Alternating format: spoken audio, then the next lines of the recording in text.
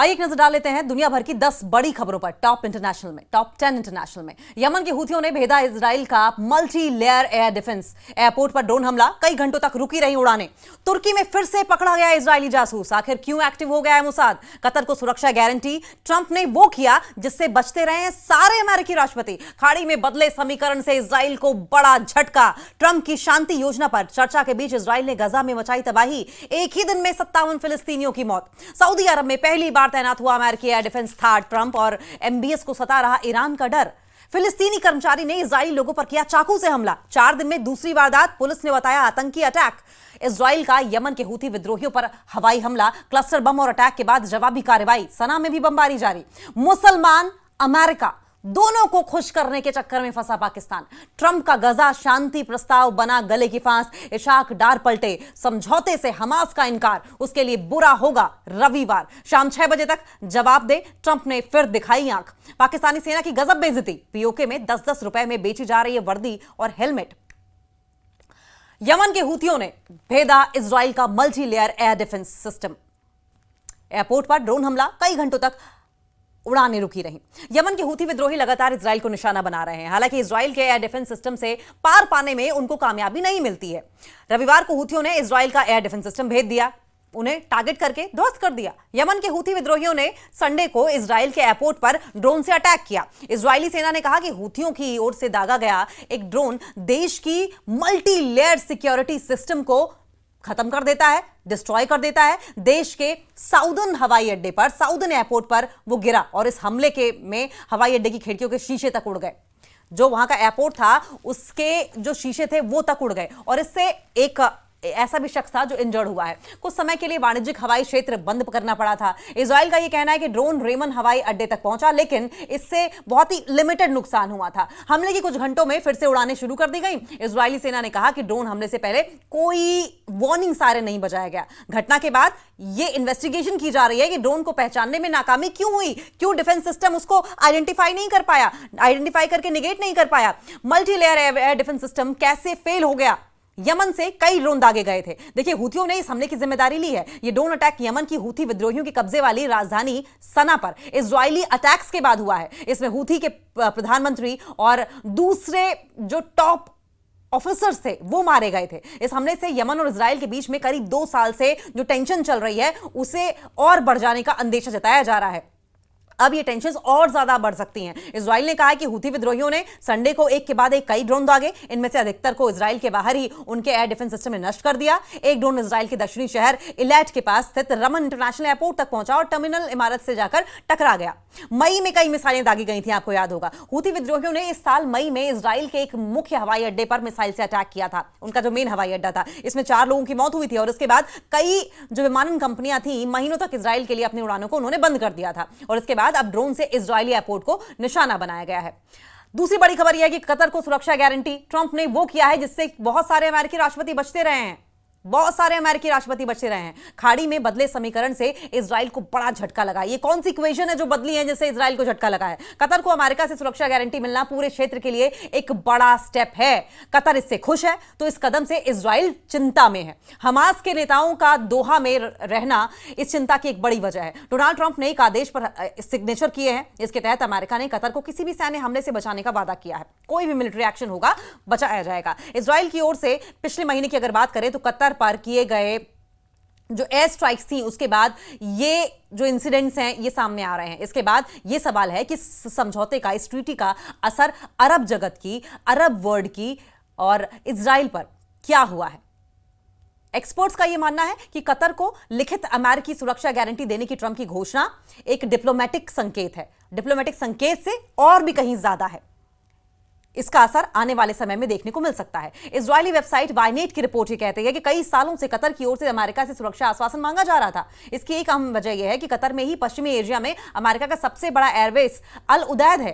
हालांकि अभी तक अमेरिकी राष्ट्रपति सुरक्षा की जो ऑफिशियल गारंटी है उसे औपचारिक प्रतिबद्धता देने से कतराते रहे हैं।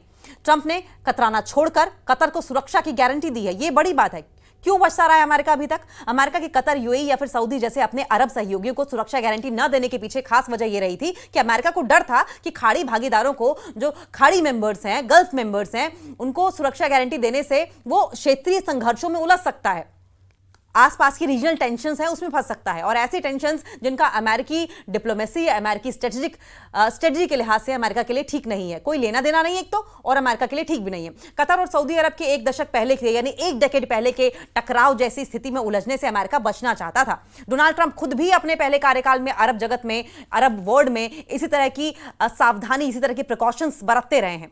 साल 2019 की अगर बात करें तो सऊदी अरब के तेल ढांचे पर ईरान ने क्रूज मिसाइलों और ड्रोनों से हमला कर दिया था। इस दौरान उन्होंने सऊदी में अमेरिकी सैनिकों या फिर पैट्रियट एयर डिफेंस सिस्टम को तैनात करने से मना किया था। डोनाल्ड ट्रंप ने तब सऊदी अरब से इसका सुरक्षा का खर्च उठाने की बात कही थी। कतर की बात क्यों मान गए ट्रंप? सवाल यह भी है, डोनाल्ड ट्रंप ने कतर को सुरक्षा देने का फैसला क्यों लिया? इसकी वजह अधिकारी और क्षेत्रीय पर्यवेक्षकों को दो घटना मानते हैं, दो घटनाएं इसके पीछे वजह है।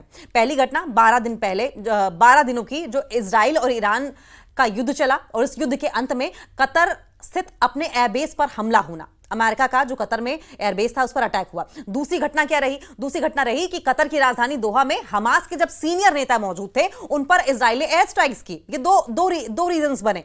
कतर पर इजराइल हमले ने अरब जगत में बेचैनी को बढ़ा दिया है। अरब वर्ल्ड में जो बेचैनी थी वो बढ़ गई है अब इजराइल के हमले से। अमेरिका उनकी सुरक्षा नहीं कर पा रहा है। इसके बाद कतर ने एक तरफा लिखित सुरक्षा गारंटी मांगी है, कहा है कि हमें लिखित में सुरक्षा की गारंटी दीजिए, और अपना एक रिप्रेजेंटेशन, अपना एक प्रतिनिधिमंडल वॉशिंगटन भेजा है। कतर का तर्क यह था, कतर का लॉजिक यह था कि अमेरिकी नीति के समर्थन की वजह से वो लक्ष्य बने हैं, उन्हें टारगेट बनाया गया है, क्योंकि अमेरिका की नीति गलत थी, इसकी वजह से कतर टारगेट पर आ गया। ऐसे में उनका बचाव करना, उनकी सेफ्टी करना अब वॉशिंगटन की ही रिस्पॉन्सिबिलिटी है। कतर को नजरअंदाज नहीं कर सके ट्रंप का पुराने सिद्धांतों से, पुरानी आइडियोलॉजी से हटकर कतर को सेफ्टी देना साफ है कि वो दोहा को नजरअंदाज नहीं कर सकता है, वो इग्नोर नहीं कर सकता है दोहा को। अमेरिका के लिए कतर बेहद अहम सहयोगी है। ट्रंप की हालिया दोहा यात्रा के दौरान अरबों डॉलर के सौदे हुए। कतर के अमीर ने ट्रंप को इस दौरे पर एक आलीशान जेट विमान भी भेंट किया। इसके अलावा कतर ने इजराइल और हमास के बीच मीडिएशन की है। गाजा में युद्ध रुकना ट्रंप के लिए अहम है क्योंकि उसकी नजर नोबेल शांति पुरस्कार पर है। ट्रंप ने सभी बातों को देखते हुए कतर को ऐसा अमेरिकी सुरक्षा कवच, ऐसा अमेरिकी सिक्योरिटी सिस्टम दिया है जिससे पहले अमेरिका ने किसी खाड़ी देश को नहीं दिया था। इजराइल की बढ़ गई अब चिंता। अमेरिका की कतर को सुरक्षा गारंटी इजराइल के नजरिए से अगर देखें तो बहुत मायने रखती है। ट्रंप ने इजरायली प्रधानमंत्री बेंजामिन नेतन्याहू को कतर के प्रधानमंत्री से पब्लिकली माफी मांगने के लिए कहा है। यह एक हद तक नेतन्याहू के लिए बहुत इंसल्टिंग रहा क्योंकि वे इस मुद्दे पर काफी कड़ा रुख दिखा रहे थे। कतर को अमेरिका की सुरक्षा, देखिए, कतर को अमेरिका की सुरक्षा की अगर प्रतिबद्धता की बात करें तो खाड़ी गतिशीलता को नया रूप दे सकती है। अगर कतर को अमेरिका सिक्योरिटी गारंटी देते हैं तो एक तरीके से एक नया डायनेमिक शुरू हो जाएगा। यह इजराइल के लिए उस पड़ोसी के साथ हस्तक्षेप करने, इंटरफेयर करने की गुंजाइश को बिल्कुल लिमिटेड कर देगा जो वॉशिंगटन के साथ अपनी सुरक्षा संबंधों को गहरा करते हुए हमास नेताओं की मेजबानी करना जारी रखता है। यानी कि कतर में हमास का ऑफिस है, हमास के तमाम वहां पर कार्यकर्ता, सीनियर ऑफिसर्स मौजूद हैं, और अगर कतर के सिर पर अमेरिका का हाथ रहेगा तो आप समझ सकते हैं कि इजराइल 100 बार सोचेगा कतर को टारगेट करने से पहले। यह इजराइल के हाथ बांधने जैसा हो जाएगा। ट्रंप की शांति योजना पर चर्चा के बीच इजराइल ने गजा में तबाही मचाई है। एक ही दिन में 57 फिलिस्तीनियों की मौत हो गई है। यह हमला ऐसे समय में हुआ है जब ट्रंप की ओर से हमास को गाजा सीज फायर का प्लान दिया गया। बताया यह जा रहा है कि हमास ट्रंप और नेतन्याहू के प्रस्ताव के कुछ बिंदुओं से खुश नहीं है और उसमें अमेंडमेंट चाहता है। इजराइल की ओर से किए गए हमलों में गुरुवार की अगर बात करें, थर्सडे की बात करें, तो गजा में कम से कम 57 फिलिस्तीनियों की जान गई है। गजा के स्वास्थ्य अफसरों ने, हेल्थ ऑफिसर्स ने बताया है कि इजराइल के एयर स्ट्राइक्स और गोलीबारी में अलग अलग इलाकों में ये मौतें हुई हैं। यह हमला ऐसे समय में हुआ है जब फिलिस्तीनी गुट हमास अमेरिकी राष्ट्रपति डोनाल्ड ट्रंप की शांति योजना पर बातचीत कर रहे हैं, विचार कर रहे हैं। ट्रंप की ओर से 2 साल से चल रहे युद्ध को समाप्त करने के प्रस्ताव पर, प्रपोजल पर हमास ने अभी तक कोई पब्लिक रिएक्शन नहीं दिया है। और एपी, एसोसिएटेड प्रेस के मुताबिक गाजा के नासिर अस्पताल की ओर से थर्सडे को बताया गया है कि दक्षिणी गाजा में इजरायली गोलीबारी में कम से कम 27 लोग मारे गए हैं। ऑफिसर्स ने यह भी बताया कि उनमें से 14 लोग एक इजरायली सैन्य गलियारे में मारे गए हैं। और इस इलाके में मानवीय सहायता वितरण के दौरान पहले भी इजराइल की ओर से गोलीबारी होती रही है, यानी कि वहां पर ह्यूमन एड्स बांटी जा रही थी, लोगों की मदद की जा रही थी, और ऐसे में यह अटैक इजराइल की ओर से कर दिया गया। और पहले भी इसी तरह का अटैक किया गया है। गाजा के दूसरे इलाकों में भी मौतें हुई हैं। इजराइल ने तेज हमले किए हैं। गाजा के मध्य सागर दील अल बलाह में अलक्सा शहीद अस्पताल के ऑफिसर्स ने यह बताया है कि इजरायली हमलों में 13 लोग मारे गए हैं। गाजा शहर में शिफा अस्पताल के स्वास्थ्य अधिकारियों ने बताया कि उन्हें एक डेड बॉडी मिली है। कई घायलों को अस्पताल में भर्ती कराया गया है। उन्होंने बताया कि अस्पताल के कर्मचारियों को अस्पताल पहुंचने में दिक्कत हो रही है क्योंकि इजरायली आर्मी ने हमले बढ़ा दिए हैं। लगातार एक के बाद एक स्ट्राइक कर रही है इजरायली आर्मी और मासूम लोग मारे जा रहे हैं। इजरायली हमलों के बीच हमास की ओर से अमेरिकी राष्ट्रपति डोनाल्ड ट्रंप ने प्रपोजल दिया था। उस प्रपोजल पर विचार किया जा रहा है।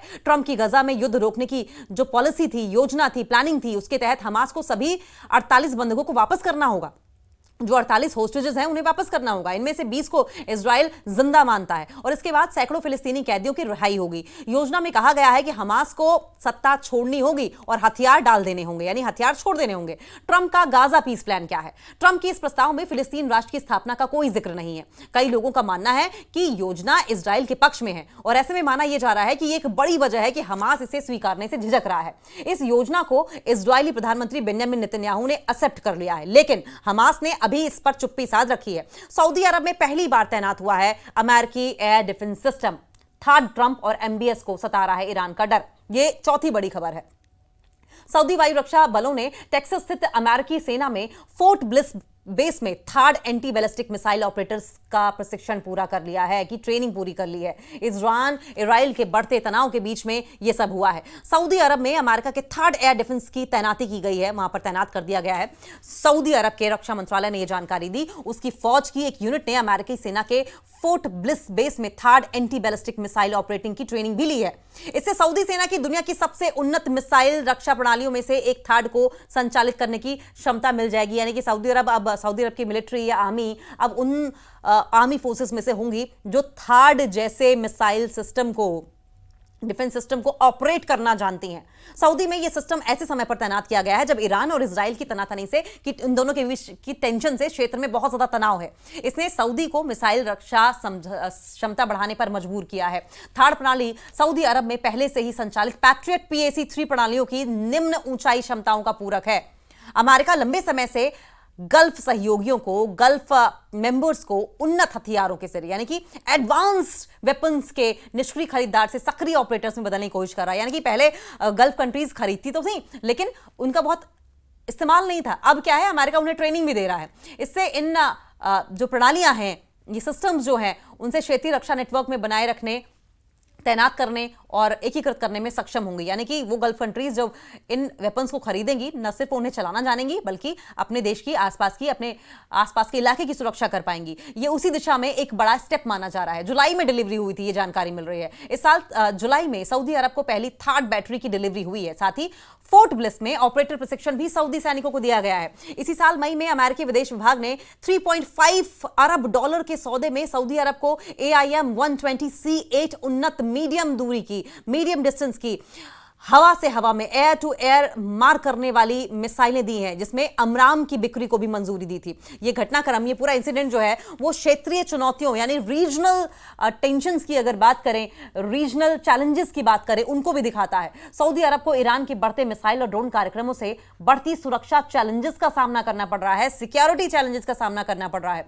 रियाद के लिए थर्ड को हासिल करना और उसमें महारत हासिल करना न केवल अपने आसमान की रक्षा के लिए है बल्कि ऐसे क्षेत्र में रणनीतिक लचीले और एक तरीके से आप प्रतिरोध का संकेत भी है जहां शक्ति संतुलन बहुत ही ज्यादा अनस्टेबल है। अब सवाल यह भी है कि क्यों खास है यह सिस्टम। अमेरिकी कंपनी लॉकहीड मार्टिन ने terminal high altitude area defence यानी कि थर्ड प्रणाली को तैयार किया है, थर्ड सिस्टम को तैयार किया है। यह सिस्टम उड़ान के अंतिम चरण के दौरान छोटी, शॉर्ट, मीडियम और मीडियम दूरी की बैलिस्टिक मिसाइल को रोकने के लिए डिजाइन किया गया है। एक बैटरी में आमतौर पर 6 से 9 लॉन्चर होते हैं। इसमें 8 इंटरसेप्टर है, एक ANTPY-2X बैंड रेडार और फायर कंट्रोल सिस्टम होता है। थर्ड 200 किलोमीटर तक की दूरी और 150 किलोमीटर से ज्यादा की ऊंचाई पर बाहरी अगर एटमॉस्फेयर की बात करें, बाहर वायुमंडलीय खतरों की बात करें तो उसे रोक देता है। ये इससे ज्यादा जो एडवांस मिसाइल हैं उन मिसाइलों के खतरों को बेअसर करने में भी कैपेबल है। इनमें आने वाले वॉरहेड या डिकॉय से लैस मिसाइलें भी शामिल हैं। इस प्रणाली की उच्च और अगर हाईटेक बात करें, हाईटेक हिट टू किल, इसे हिट टू किल यानी कि जान से मारने के लिए मारना, अटैक करना, और इसमें हिट टू किल में ये बेहद मजबूत बनाती है। खबर नंबर 5, फिलिस्तीनी कर्मचारी ने इजरायली लोगों पर चाकू से हमला किया। 4 दिन में दूसरी वारदात हुई है। पुलिस ने इसे आतंकी हमला बताया है। यरूशलेम के रमोद जंक्शन में 8 सितंबर की सुबह भी गोलीबारी की बड़ी घटना हुई थी। यहां पर स्टॉप पर फायरिंग में 5 लोगों की मौत हो गई थी और कम से कम 12 लोग घायल हुए थे। इस दौरान इजरायल के यरूशलेम में शुक्रवार को एक होटल के बाहर 2 लोगों पर चाकू से हमला किया गया था। यह हमला कथित तौर पर एक फिलिस्तीनी कर्मचारी ने किया था। आरोपी ने होटल में आए 2 मेहमानों पर चाकू से हमला किया। इजरायली पुलिस ने इसे आतंकी हमला बताया। यह इस इलाके में 4 दिन के भीतर दूसरा हमला है। 8 सितंबर की रात को 2 हमलावरों ने अंधाधुंध फायरिंग करते हुए 5 लोगों को मार दिया था। यरूशलेम के पश्चिम में किबुत्ज तुजबा स्थित होटल में एक संदिग्ध ने चाकू से ताबड़तोड़ हमले करके 2 लोगों को घायल किया। घायलों में से एक शख्स की हालत गंभीर बताई गई। संदिग्ध हमलावर इसी होटल का कर्मचारी था, जिसकी उम्र 42 साल है। वो ईस्टर्न यरूशलेम के शुआफत का रहने वाला बताया जा रहा है। उसका सुरक्षा संबंधी अपराधों का पुराना इतिहास रहा है। रसोई के चाकू से हमला किया गया। जो लोकल मीडिया है उसके मुताबिक हमलावर ने होटल की रसोई से एक चाकू लिया। उसने 50 साल के व्यक्ति को चाकू मारा, जिससे वो गंभीर रूप से घायल हो गया। इसके बाद एक 23 साल के व्यक्ति को चाकू मारा गया, जिससे मामूली चोटें आई। होटल में ठहरे एक पुलिस अफसर ने उसे काबू में किया। ये पुलिस अधिकारी हालांकि उस वक्त ड्यूटी पर नहीं था। इजरायली पुलिस ने इस हमले के बाद जारी बयान में कहा है कि हमलावर पूर्वी यानी ईस्टर्न यरूशलेम के शुआफत इलाके का रहने वाला है। इजरायल की पुलिस ने बताया कि हमले में शामिल होने के संदेह में 3 अन्य संदिग्धों को भी गिरफ्तार किया गया है। इससे पहले 8 सितंबर को 2 फिलिस्तीनियों ने यरूशलेम के एक बस स्टॉप पर गोलीबारी की थी। इस अंधाधुंध गोलीबारी में 5 लोग मारे गए थे और ऐसे में इजरायल में सुरक्षा संबंधी चिंता और ज्यादा बढ़ गई है। खबर नंबर 6, इजरायल का यमन के हूथी विद्रोहियों पर air strike. Cluster bomb attack के बाद जवाबी कार्रवाई। सना में बमबारी जारी। हूथी विद्रोहियों के टीवी स्टेशन ने कहा है कि इजरायल की ओर क्लस्टर बम दागे जाने के कुछ दिन बाद यमन की राजधानी यमन की कैपिटल पर एयर स्ट्राइक किए गए। यमन की कैपिटल सना में संडे को धमाके हुए। यमन की कैपिटल सना में एक बार फिर से इजरायल ने अटैक्स किए हैं और संडे तड़के इजरायली एयरफोर्स ने यह अटैक्स किए। हूथी विद्रोहियों की ओर से इजरायल पर क्लस्टर बम दागे गए और इसके बाद यह अटैक दोबारा हुआ। हूथियों के अल मसीरा चैनल ने सना में इजरायल के हमले की जानकारी दी और इससे पहले 17 अगस्त को इजरायल ने सना पर हमला किया था। 17 अगस्त को इजरायल ने यमन के जो ऊर्जा ढांचा है, एनर्जी सिस्टम है और एनर्जी इंफ्रास्ट्रक्चर को अटैक किया था। रविवार के हमले में इजरायल का बयान अभी तक नहीं आया है। एपी की अगर माने तो इजरायल समर्थित हूथी विद्रोहियों ने बीते 22 महीनों में कई बार इजरायल पर मिसाइल और ड्रोन अटैक किए हैं। हूथियों ने लाल सागर में भी इजरायल के जहाजों को निशाना बनाया। हूथी विद्रोहियों ने गाजा पट्टी में चल रहे युद्ध में फिलिस्तीनियों के साथ एकजुटता दिखाने के लिए हमले किए। शुक्रवार रात को यमन से इजरायल पर क्लस्टर बम वाली मिसाइल दागी गई थी। 2023 से यह तनातनी चल रही है, आप ये भी समझ लीजिए। अधिकारियों का यह कहना है कि हूथी विद्रोही 2023 से लगातार उनके देश पर रॉकेट और मिसाइल दाग रहे हैं। यह पहली बार है जब इजरायल पर यमन से क्लस्टर बम दागा गया है। ऑफिसर्स ने बताया कि क्लस्टर बमों के इस्तेमाल से इजरायल के लिए उन्हें रोकना मुश्किल हो जाता है और ऐसे में जवाबी कार्रवाई की गई है, रिटेलिएशन किया गया है। हूथियों के लाल सागर पर हमलों और मिसाइल अटैक का इजरायल ने जवाब दिया। इजरायल ने लगातार सना में बमबारी की है। हालांकि हूथी विद्रोही पीछे हटते नहीं दिखे। हूथियों का कहना है कि जब तक इजरायल की ओर से गजा में आम लोगों पर हमले जारी रहेंगे तब तक वो भी अपनी ओर से इजरायल को निशाना बनाते रहेंगे। इजरायल ने अक्टूबर 2023 में गजा में अपने हमले शुरू किए थे। इजरायल के हमलों में गजा में लगातार लोग मारे जा रहे थे। लाखों लोगों के सामने पेट भरने का संकट है। हूथियों का कहना है कि इजरायल को हमले रोकने चाहिए। उनका इजरायल को निशाना बनाने का मकसद फिलिस्तीनियों के समर्थन जताना है। खबर नंबर 7, मुसलमान को भी अमेरिका को भी दोनों को खुश करने के चक्कर में पाकिस्तान फंसा नजर आ रहा है। ट्रंप का गजा शांति प्रस्ताव अब गले की फांस बन रहा है। इशाक डार अपने ही बयान से पलटे नजर आ रहे हैं। डोनाल्ड ट्रंप ने गजा को लेकर जो शांति प्रस्ताव दिया है उससे अरब देश खुश नहीं है। आलोचकों का कहना है कि यह प्रस्ताव फिलिस्तीनियों के लिए नहीं है बल्कि इजरायल के हितों की पूर्ति करता है, इजरायल के हित साधता है। 30 सितंबर को इजिप्ट, जॉर्डन, कतर, सऊदी अरब, संयुक्त राज्य अमीरात यानी कि यूएई, तुर्की, इंडोनेशिया और पाकिस्तान ने एक जॉइंट स्टेटमेंट जारी किया था जिसमें ट्रंप की गजा शांति योजना का समर्थन किया गया था। फिलिस्तीन के लिए हो हल्ला करने वाला पाकिस्तान अमेरिका और इस्लामिक देशों दोनों को खुश करने के चक्कर में बुरी तरीके से फंस गया। पाकिस्तान जो डबल गेम खेलने की कोशिश में दर्जनों बार अपनी फजीहत करवा चुका है, उसके लिए डोनाल्ड ट्रंप का गजा शांति प्रस्ताव ऐसा गर्म निवाला बन गया जिसे वो न निगल पा रहा है और न ही उगल पा रहा है। शहबाज शरीफ ने डोनाल्ड ट्रंप को खुश करने के लिए उनके गजा शांति प्रस्ताव का खुलकर समर्थन कर दिया था, लेकिन अब पाकिस्तान उसका समर्थन करने से पलट रहा है। पाकिस्तान के विदेश मंत्री इशाक डार ने शुक्रवार को देश की संसद में अपने पुराने रुख को दोहराते हुए कहा कि गजा में इजराइल हमास युद्ध को खत्म करने के लिए अमेरिकी राष्ट्रपति डोनाल्ड ट्रंप का 20 सूत्रीय प्रस्ताव मुस्लिम बहुल देशों के एक समूह द्वारा पेश किया गया मसौदे से मेल नहीं खाता है। उन्होंने जोर देकर किया कि प्रधानमंत्री शहबाज शरीफ ने जिस प्रस्ताव का समर्थन किया वो योजना हमारी नहीं थी। ट्रंप के गजा शांति प्रस्ताव से पाकिस्तान पलटा है। रॉयटर्स समाचार एजेंसी ने उप प्रधानमंत्री इशाक डार के हवाले से यह जानकारी दी है कि मैंने तो साफ कर दिया है कि ट्रंप द्वारा सार्वजनिक किए गए ये 20 बिंदु हमारे नहीं है, ये हमारे जैसे नहीं है। मैं कहता हूं कि हमारे पास जो मसौदे थे उसमें कुछ बदलाव किए गए हैं। पाकिस्तान हमेशा से ऐसा ही करता आया है, वो अपने बयान से कब पलट जाए उसे खुद पता नहीं है।